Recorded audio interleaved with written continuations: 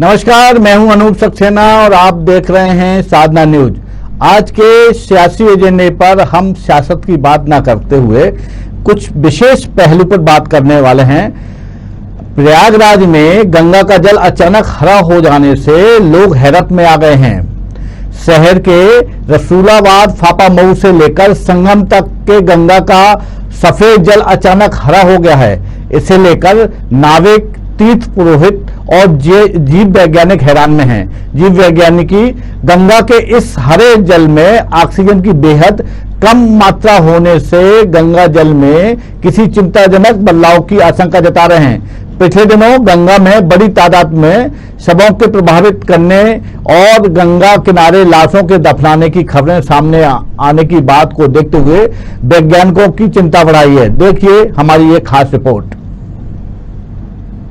जल अचानक हरा हो जाने से यहाँ के नाविक, तीर्थ पुरोहित और जीव विज्ञानी हैरान हैं। गंगा किनारे पूरे समय मौजूद रहने वाले तीर्थ पुरोहितों और नाविकों का कहना है कि दशकों से वह गंगा किनारे रहते आ रहे हैं, लेकिन गंगा जल को सफेद या मटमैला होने की जगह कभी हरा नहीं देखने को मिला। ये ऐसा है सर कि जो है पहले तो ये हरिद्वार से गंगा जी आए तो वहाँ से तो बिल्कुल स्वच्छ जल, लेकिन वहाँ से कानपुर आते आते जो है कुछ कानपुर से कुछ डिफेक्ट हुआ जल में और यहाँ प्रयागराज आई तो वही कुछ जो है मतलब आंधी तूफान आने की वजह से और जल बरसने की वजह से उमड़ जाता है ना जल, तो इसीलिए कुछ खराब हो गया। इधर जीव विज्ञानी भी गंगा जल के रंग में हुए बदलाव को लेकर सख्ते में हैं। गंगा जल की प्रकृति में पिछले 25 वर्षों से शोध करते आ रहे इलाहाबाद विश्वविद्यालय के प्राणी विज्ञान विभाग के पूर्व अध्यक्ष और जल विज्ञानी प्रोफेसर संदीप मल्होत्रा कहते हैं कि पिछले साल ऐसे ही लॉकडाउन के इसी समय गंगा जल के तकरीबन प्रदूषण मुक्त होने की सुखद खबर आई थी। तब इस बार लॉकडाउन में गंगा जल प्रदूषण मुक्त होने की जगह हरा पड़ जाने की बात इस मायने में चौंकाने वाली है कि इससे गंगा जल की संरचना प्रभावित हो सकती है। उनका कहना है कि हरे रंग के इस गंगा जल में ऑक्सीजन तेजी से कम हो गई है, जिसे लेकर वैज्ञानिक चिंतित है। इससे गंगा जल के जलीय जीवों को खतरा भी हो सकता है। प्रयागराज में आजकल गंगा का पानी अपना रंग बदलता हुआ मालूम दे रहा है। इसकी विशेषताएं क्रमानुसार हर महीने में जो उतार चढ़ाव हो रहे हैं उनसे देखा जाए तो इसका जो पानी का जल घुलित ऑक्सीजन का स्तर है उसमें काफ़ी जाने माने परिवर्तन हो रहे हैं, जो हमारे लिए जीव जंतुओं के लिए बहुत ज़्यादा अच्छे नहीं हैं। तापमान के हिसाब से पानी में जल घुलित ऑक्सीजन में बदलाव होता है, ये सर्वविदित है, लेकिन ये भी बहुत अजीब सी स्थिति देखी गई थी कि जब सारे लॉकडाउन के समय में शहर की गतिविधियां बंद कर दी गई थी 2020 में, और उस समय से हम तुलना करें तो पानी में ऑक्सीजन का स्तर गिर गया था। पानी में गंगा में उनको छोड़ा जाने से रोका गया था, तो जल में ऑक्सीजन का स्तर काफ़ी बढ़ गया था और ये ऋषिकेश में 12 तक नापा गया उस पीरियड में, जब 2020 की स्थिति, ये मार्च अप्रैल के महीने में 2020 में जब ये लॉकडाउन शुरू हुआ था। अगर पानी में शैवाल की वृद्धि इतनी ज़्यादा है कि ऑक्सीजन की गिरावट हो गई है तो उसका फायदा परजीवियों को मिल रहा है, क्योंकि वो ऐसी परिस्थितियों में रहने के आदी हैं और मछली के अंदर उन परजीवियों की संख्या बढ़ गई है। वैज्ञानिक फिलहाल इस बदलाव की जड़ उस प्रदूषण के जल को ढूंढने में लग गए हैं, जिसकी वजह से गंगा जल में ये बदलाव हुआ है। वैज्ञानिकों का कहना है कि लॉकडाउन की वजह से कानपुर के चमड़े के कारखाने और टेंडरिया बंद है। ऐसे में इस जलीय प्रदूषण की सबसे बड़ी परंपरागत वजह अपने आप खत्म हो जाती है। अब गंगा के तटों पर उत्पन्न हुआ कोई ऐसा प्रदूषण ही इसकी वजह हो सकता है, जो पिछले 1 महीने के अंदर जन्मा है। वैज्ञानिकों को इशारा पिछले दिनों गंगा में बड़ी तादाद में शवों के प्रभावित करने और गंगा किनारे लाशों के दफनाने की तरफ है, लेकिन वह इस पर बिना पूर्ण शोध के अभी अपने निष्कर्ष तक नहीं पहुंचना चाह रहे। प्रयागराज। तो आज हम इस मुद्दे पर चर्चा करने वाले हैं। हमारे साथ इलाहाबाद विश्वविद्यालय के प्राणी विज्ञान विभाग के पूर्व विभागाध्यक्ष प्रोफेसर संदीप कुमार मल्होत्रा और वरिष्ठ पत्रकार दिनेश सिंह जी हमारे साथ मौजूद हैं। सबसे पहले दोनों मेहमानों का स्वागत है। सर, प्रोफेसर संदीप कुमार मल्होत्रा साहब, मैं आपके पास आऊंगा। सर, जिस तरह से प्रयागराज के जल का रंग बदल रहा है, उसके क्या कारण हो सकते हैं सर? ये संक्षेप में आपसे बताऊं तो जो पानी के अंदर शैवाल उग आते हैं, इनकी वृद्धि जब पानी का स्तर कम हो जाता है तो और तेज हो जाती है जी। और ये मई जून का समय है जिस समय टिहरी डैम से गंगा का पानी काट दिया जाता है और मात्रा इसमें कम हो जाती है। तो बजाय इसके कि वो बहुत धारा प्रवाह रूप से बहे, वो थोड़ा स्थिर सा होने लग जाता है और उसका चूंकि स्तर कम हो जाता है तो नीचे से उस शैवाल का हरा रंग ऊपर से दिखता है। पानी का स्तर बहुत ज्यादा नहीं है इस समय, घुटने से नीचे आधा तक रहता है। इस वजह से वो उसके रंग में परिवर्तन दिखाई देता है। जी। दिनेश जी, जिस तरह से आप प्रयागराज में अरसे से, काफी समय से वहां पे पत्रकारिता कर रहे हैं और निश्चित तौर पे आपने कई स्टोरियां लिखी होंगी गंगा पर, तो जो इस समय, मौजूदा समय जिस तरह से गंगा का रंग बदल रहा है, आपकी दृष्टि से क्या कारण हो सकते हैं सर? अनुप जी, मैं सीधे डॉक्टर साहब से पूछना चाहता हूँ जी कि क्या इसके पहले पिछले 5-10 वर्षों में गंगा का रंग इन दिनों हरा हुआ? जी, क्योंकि ऐसी स्थितियां तो पहले ही बनी रही होंगी। जी। अगर हरा नहीं हुआ तो क्या ये शैवाल की वजह से है या कोई और भी इसके पीछे वजह से? जी। प्रोफेसर साहब, सबसे महत्वपूर्ण तो ये है कि पानी इतना कम हो जाता है कि कुछ जैसे पैचेस कहते हैं ना, कुछ एरिया में पानी तालाब ऐसा कट जाता है तो जमीन बीच में आ जाती है, इतना गिर जाता है पानी का स्तर। और उन जगहों पर जब स्थिर पानी होगा तो वो बहुत ज्यादा गहरा हरा हो जाता है, लेकिन उसका उपयोग सामान्य तौर से जनता करती नहीं है। थोड़ी बहुत जो स्ट्रीम कह दीजिए, एक नाले जैसा बहती रहती है गंगा, उसका उपयोग आमतौर से जनता करती है। तो ये कह सकते हैं कि जहाँ जहाँ पानी में बहुत कमताई हो जाती है उसमें वो हरा होता ही है। हर साल की ये कहानी है, क्योंकि मई जून में पानी का स्तर बहुत गिर जाता है। दिनेश जी, आपने मेरे सवाल का डॉक्टर साहब से पूछना चाहूंगा जी सर। जी, मैं डॉक्टर साहब से पूछना चाहूंगा, डॉक्टर साहब, गंगा का वो इलाका जहां आप शैवाल की बात कर रहे हैं, वो बहुत सारा इलाका ऐसा भी है जहां पर गंगा में अच्छी खासी डेप्थ है और अच्छा खासा बहाव भी है। वहाँ तो इस तरह का शैवाल या काई की स्थिति नहीं देखी जा रही जो हम लोगों ने फिजिकली जाके मौके पर देखा और जो स्थितियाँ देखी। तो अचानक ये जो बदलाव है, इसे चिंतित होने की वजह क्या है, जिसकी वजह से हमारे जो वैज्ञानिक हैं, जो हमारे तीर्थ पुरोहित हैं या आम जनमानस है, वो चिंतित हो रहा है? क्योंकि तीर्थ पुरोहित जो वहाँ पे बैठे हैं गंगा किनारे, वो भी कह रहे हैं कि उन्होंने पिछले कई 10 वर्षों से उन्होंने ऐसी स्थितियाँ नहीं देखी गंगा के जल को लेकर। जी, देखिए, पानी में कोई ऐसे पिगमेंट तो होते नहीं है जिनका रंग कोई उसमें योगदान हो। ये वनस्पतियां ही हैं जो उसमें रंग दे सकती हैं और अमूमन बहते पानी में वनस्पतियों का बहाव बना रहता है, वो स्थिर नहीं पाई जाती है। लेकिन वो ऊपर के जब पानी का स्तर ज्यादा हो जाता है तो वो दिखती भी नहीं है। और ये मानकर चलिए कि नीचे जितना भी लेवल है वो निश्चित रूप से रंग में हरा ही दिखेगा।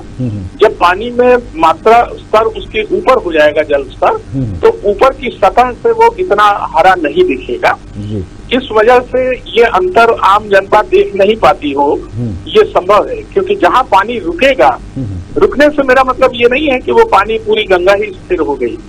आशय ये है कि पानी का लेवल इतना नीचा है कि वो धीरे धीरे बहता हुआ चला जाता है। अब वो गंगा इतने लेवल पर नहीं है जैसी आमतौर से बारिश के समय में होती है। आज जो उसका लेवल है वो उतना नहीं है और इस वजह से जो उनका कंट्रीब्यूशन है पानी में हरियाली दिखने का, वो वही है। लेकिन जब स्तर ज्यादा हो जाएगा तो वो दिखना बंद हो जाएगा। वो ऐसा लगेगा कि गंगा का बहता जल है और निर्मल जल में उसमें कोई रंग आता नहीं है सिवाय गंगा के अपने रंग के। दिनेश जी, आपने प्रोफेसर साहब की बात तो सुन ली और आपने सवाल भी किया, लेकिन आप अपनी टिप्पणी दीजिए। आपने पत्रकारिता में वहाँ पे कई बार स्टोरियां की होंगी गंगा के जल को लेकर। अब जो परिवर्तन हुआ उसकी आपकी दृष्टि से क्या वजह हो सकती है सर? देखिए, मेरी दृष्टि से भी जो बड़ी वजह सामने निकल के आ रही, अभी भी डॉक्टर साहब ने जैसे कहा कि वहाँ पर पानी की कमी हो गई है। आसपास के इलाकों में जो बारिश हुई है उसका पानी यहाँ पर आया है, इलाहाबाद में प्रयागराज में आया है पानी और पानी का कंटेंट भी बड़ा है। तो स्थितियां तो आप देखें तो मई के आसपास ज्यादा वो थी, पानी कम होना चाहिए था, लेकिन बीच में जो बारिश हुई है उसकी वजह से यहाँ पर पानी आया है, तो पानी की मात्रा तो बढ़ी है, इसमें कोई शक नहीं है। लेकिन सबसे बड़ी बात यह है कि इस पूरी घटना के जो लोग साक्षी रहे हैं, जो वहाँ के तीर्थ पुरोहित है, जो नाविक हैं और स्थानीय लोग हैं जो लगातार वहाँ पर पिछले 10-15 साल से आते रहे हैं, उन लोगों से भी हमारी बात हुई है और यहाँ प्रदूषण मंत्रालय से भी हमारी बात हुई। उन्होंने भी कहा कि ये जो स्थितियाँ हैं जल की, पहले इस स्थिति में नहीं देखी गई कि अचानक इस तरीके से गंगा जल का जो रंग है वो इस तरीके से बदल जाए, और उनका इशारा किसी न किसी तरह के ऐसे प्रदूषण को लेकर के है जो हाल ही के दिनों में गंगा के आसपास देखा गया है। तो मैं डॉक्टर से पूछना चाहूंगा कि इसमें प्रदूषण कितना जिम्मेदार हो सकता है, क्योंकि लॉकडाउन के बावजूद भी प्रदूषण की स्थितियां बनी है गंगा घाटी किनारे। जी जी, ये सही है कि और स्रोतों से पानी गंगा जल में मिल रहा है और उसका लेवल आप जैसा कहते हैं वो बढ़ रहा है, तो ये संभव है कि उन स्रोतों में कोई इंडस्ट्री का कोई इस तरह के संयंत्र लगे हों जिनका पानी प्रदूषित हो और वो डिक्लेयर्ड ना हो, बताते नहीं है आमतौर से। जैसे यहाँ रंगाई इंडस्ट्री चला करती है शहर के अंदर भी, तो वो पता तब चलता है जब पानी के अंदर कोई बदलाव आ जाए, उसकी कठोरता वगैरह हम लोग जो नापते हैं उसमें बदलाव आ जाए, तब उसका अंदाजा होता है। तो अभी एक ही चीज जो हमें थोड़ा चिंता के लिए मजबूर करती है वो ये कि इसमें जलघुलित ऑक्सीजन की मात्रा बहुत कम हो जाती है बीच बीच में। जी जी।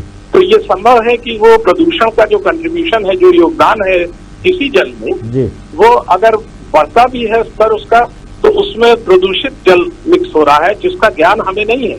हमें उसकी ऑक्सीजन की मात्रा पर हमारी निगाह है। इसके आगे अभी थोड़ा सा वक्त और बीतेगा तो शायद उसके आसार कुछ दिखे कि कोई केमिकल या कोई रसायन इस तरह से उसमें आ रहा है जिससे उस पर जीव जंतुओं पर प्रभाव होना लाजमी है, क्योंकि ऑक्सीजन अगर कम होगी तो जीव जंतुओं को दिक्कत होगी और वो पानी में कम मिलते हैं। इसकी बजाय जो हमने अपनी ऑब्जर्वेशन में देखा आजकल, वो परजीवियों की मात्रा संख्या बढ़ने लगी है। और ये परजीवी बढ़ते तब है जब वहाँ प्रदूषण बढ़ता है, ऑक्सीजन कम हो जाती है और वो उस माहौल में रहने के आदी होते हैं। तो जो बात आप कह रहे हैं उसमें सच्चाई दिखती है। सर केवल इस चीज को मापने का है कि हम उस परिदृश्य से उसका आकलन करें कि यहाँ पानी में क्या जल ऐसा मिश्रित हो रहा है और स्रोतों से जिसमें इसकी अपनी प्राकृतिक जो बनावट है वो खोती जा रही है। सर मेरी दो जिज्ञासाएं आपसे पूछना चाहता हूं मैं सर। पहले तो ये, जब पिछली बार जब लॉकडाउन हुआ था तो लॉकडाउन खोलने के बाद जो गंगा का पानी था विशेषकर प्रयागराज में वो निर्मल और स्वच्छ था सर, बिल्कुल रंग भी साफ था, सफेद था। लेकिन इस बार जब लॉकडाउन खत्म हुआ या अभी आज से जो लॉकडाउन शुरू हुआ है तो ये पानी हरा हो गया सर, वजह क्या है सर? देखिए ये तो बहुत स्पष्ट बात आपने कही, पानी इतना अच्छा हो गया था, उसकी जलघुलित ऑक्सीजन की मात्रा 12 मिलीग्राम प्रति लीटर हो गई थी। और वो ये दर्शाता है कि उस समय जो भी इधर उधर का गंदा या रसायन मिश्रित या कोई भी जल उसमें और नहीं था, जैसा अभी दिनेश जी इशारा कर रहे हैं। ये प्रश्न उठता है कि आज अगर वो दिख रहा है तो हो सकता है वो परिस्थितियां बन रही हो जिनकी जांच की आवश्यकता हो। ये संभव है क्योंकि उसमें प्रदूषण है, इसीलिए वो अपना चाहे रंग परिवर्तन कह लीजिए, चाहे जीव जंतुओं की वजह से जलघुलित ऑक्सीजन की मात्रा गिरने की बात आ रही है। ये सही है कि उसमें किसी और स्रोत का पानी आ सकता हो जिसका इशारा अभी सिंह साहब ने किया है। इस बात की जांच करें तो शायद इस तरह तक हम पहुंच पाए। सर दूसरी जिज्ञासा मेरी ये है कि जो हमने अपनी रिपोर्ट में बताया कि गंगा का जो पानी है जो हरा हो रहा है जितने एरिया, उसके बाहर भी क्या ऐसी स्थिति बन सकती है या उससे पहले कोई स्थिति रंग दूषित हो सकता है सर क्या गंगा का जल? आपका मतलब है आज के पहले? जी नहीं, मेरा सवाल ये है कि जिस एरिया में आप पानी को हरा देख रहे हैं सर, जो पानी प्रदूषित हो रहा है, उससे पहले जहाँ से गंगा आ रही है वो सर, और आगे जो गंगा जा रही है जो वहाँ के बारे में बात जानना चाहता हूँ मैं सर। हाँ, ये बात तो जांचने का विषय होगा ना, क्योंकि हमने ऋषिकेश में ये जलघुलित ऑक्सीजन उस समय नापी थी जब पिछला लॉकडाउन हुआ था। जी।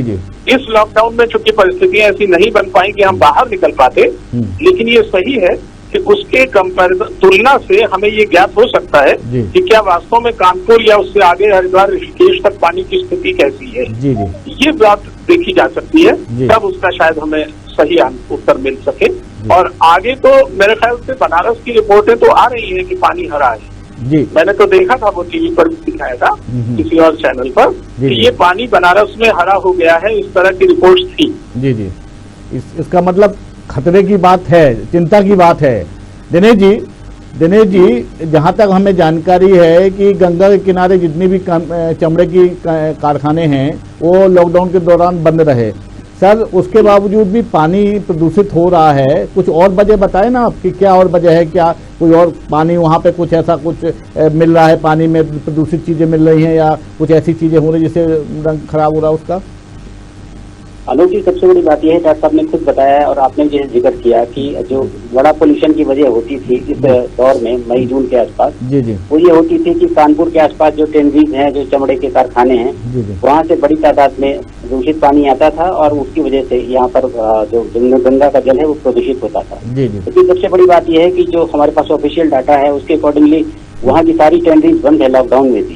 तो जब सारी टेनरीज बंद हैं, कारखाने बंद हैं, तो आखिर अचानक 15-20 दिन के अंदर ये अचानक जो बदलाव आ रहा है, इसके पीछे जो बड़ा कारण समझ में आ रहा है वो यही है कि गंगा के तटों के आसपास कोई ऐसी छेड़छाड़ हुई है, चाहे वो शवों को दफनाने की बात हो या फिर गंगा में शवों को प्रवाहित करने की बात हो, जिसकी वजह से दूसरा गंगा का जल साहब मैं ये कहूँगा कि उसमें पानी के स्तर की भी जांच जरूरी है। जी जी, ऑथेंटिक डाटा आधिकारिक रूप से हमें ज्ञात हो कि इसकी जो हाइड्रोग्राफी जिसे कहा जाता है, जी। कितना जल छोड़ रहे थे पीछे अभी फरवरी मार्च से, जी। और ये मई जून में आके क्या परिवर्तन हो गया है, जी। हो सकता है उससे भी एक आकलन में हमें मदद मिले, क्योंकि प्रदूषण तीव्रता से दिखेगा जब उसमें मात्रा कम हो जाएगी। डॉक्टर साहब तो पानी जहाँ डॉक्टर साहब जो दिनेश जी जो कारण बता रहे हैं, क्या वो भी कारण हो सकते हैं क्या सर? हाँ, ये देखिए, मैंने तो इसका जिक्र किया कि ये जो प्रदूषित करने वाले कारखानों के स्राव हैं, अब बिल्कुल स्पष्ट रूप से उसमें जितनी तरह की गंदगी आती है, इसी वजह से आज तक इतना नुकसान होता रहा, क्योंकि ये चीजें बताता कोई नहीं है और पानी में चुपचाप छोड़ दिए जाते हैं। जी जी, ये संयंत्र पहले लॉकडाउन के समय में अचानक ये बात हुई थी तो सब पूरी तरह से बंद कर दिए गए। जी, अब इसकी जांच जरूरी है कि क्या वास्तव में अभी भी पूर्णतया प्रतिबंध है उन पर, क्योंकि कागजों पर तो सब होता है। अब ये जांचने से पता नहीं, अदरवाइज पानी में इतनी खराबी आई क्यों, ये चीज जो निष्कर्ष हमें दिखता है उसका इशारा उधर ही जाता है कि हमें जल का स्तर हाइड्रोग्राफी के कोण से जांचना चाहिए। जल में वास्तव में इंडस्ट्री का कोई स्राव नहीं आ रहा है, या सिटी सीवेज का जो मलमूत्र करते हैं सारे शहरों में, क्योंकि बड़े शहरों में ये समस्या बराबर बनी हुई है कि पानी का निष्कासन जो है वो डायरेक्ट सीधे गंगा में होता है, नदियों में थोड़ा। तो इन चीजों 2-4 बिंदुओं की बात करके हमें पानी के प्रदूषण का स्रोत पता करना होगा, तब हम सही तौर से कह पाएंगे कि इसका रंग क्यों बदल रहा है। दिनेश जी, ये क्या स्थानीय प्रशासन के संज्ञान में है कि रंग बदल रहा है, और अगर है तो उन्होंने क्या तात्कालिक कोई कार्रवाई की है, क्या कोई स्टेप उठाया सर क्या वहाँ पे? देखिए, समाचार पत्रों के माध्यम से या विभिन्न मीडिया प्लेटफॉर्म से प्रशासन के पास ये बात गई है जी, लेकिन चूंकि अभी प्रशासन का जो फोकस है वो कोरोना, वो अनलॉक को लेकर के है। कोरोना की वजह से जो अभी तक लॉकडाउन था तो उसको खोलने को लेकर के है। इस वजह से प्रशासन ने शायद अभी इस विषय को गंभीरता से नहीं लिया है, लेकिन हाँ, सरकार की तरफ से जरूर 2-3 टीमें आई थी यहाँ पर, और जिन्होंने इंस्पेक्शन किया है, वाटर के सैंपल भी लिए, यहाँ के गंगा जल के सैंपल भी लिए हैं, प्रयागराज के लिए हैं, बनारस के लिए हैं, और वो सैंपल भेजे गए दिल्ली में, जहाँ पर इनकी जांच हो रही है। ये बात अलग है कि गंगा के थोड़े से हरा होने के पहले 1-2 दिन की बात है, लेकिन सैंपल लिए गए हैं, तो हो सकता है कि उनकी जाँच होने के बाद भी इसके साथ इसका कोई रिलेशन सामने आए, जिसकी तरफ डॉक्टर साहब इशारा कर रहे हैं। जी, एक बात आपके माध्यम से मैं कहना चाहता हूँ, आपकी इजाजत हो तो। जी सर, जी सर, प्लीज सर। ये पानी की जो धारा हरिद्वार ऋषिकेश से आती है नीचे जी, और हमें मालूम है कि ज्यादातर इंडस्ट्रीज का जो मलबा है वो कानपुर के आगे वो प्रवाहित किया जाता है जी। तो मैं इस बात को बड़ी दृढ़ता से कहना चाहता हूँ कि यहाँ से हमें गंगा की 2 धाराएं क्यों नहीं बनाने की ख्याल आता जी।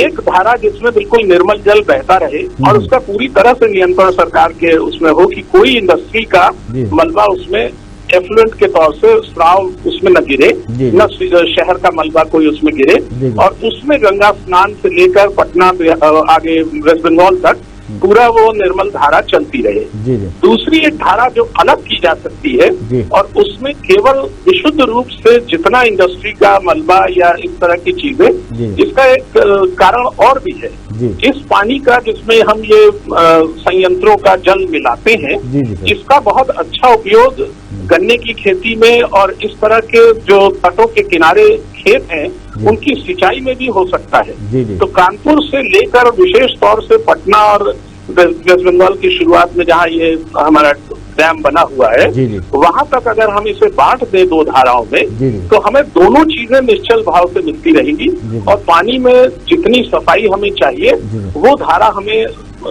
जन उपयोग के लिए मिलती रहेगी। जी। और दूसरी धारा जिसमें मलबा या स्राव इस तरह के संयंत्रों के हो, जी। उसको हम खेती के और विशिष्ट तौर से गन्ने वगैरह की खेती के इन चीजों में हम इसका उपयोग कर सकते हैं। ऐसा ये बहुत सुझाव अगर सरकार तक बहुत पहुंचे, बहुत तो बेहतर मुझे सुझाव, ख्याल है बहुत कुछ- बेहतर सुझाव है। लेकिन डॉक्टर साहब मैं एक और, हालांकि आपने अपने पहले सवाल पे इसकी बात कही थी, लेकिन फिर से मेरी जिज्ञासा में विस्तृत समझना चाहता हूँ। जिस तरह से ये गंगा जल का रंग बदल रहा है, उससे जलीय जंतु पर क्या असर पड़ रहा है सर?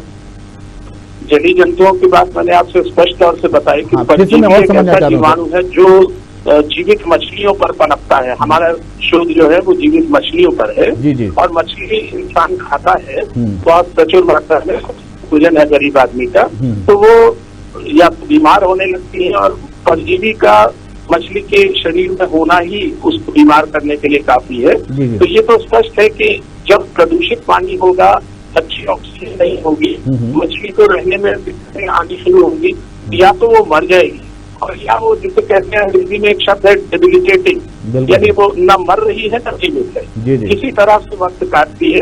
तो वही चीजें हम फिर खाते हैं और उससे बीमारियां हमारे मानवीय रोग ये स्पष्ट है कि जानवरों पर इसका विरुद्ध प्रभाव पड़ रहा है। जी। दिनेश जी, कोई डॉक्टर साहब से कोई और सवाल करें आप? जी।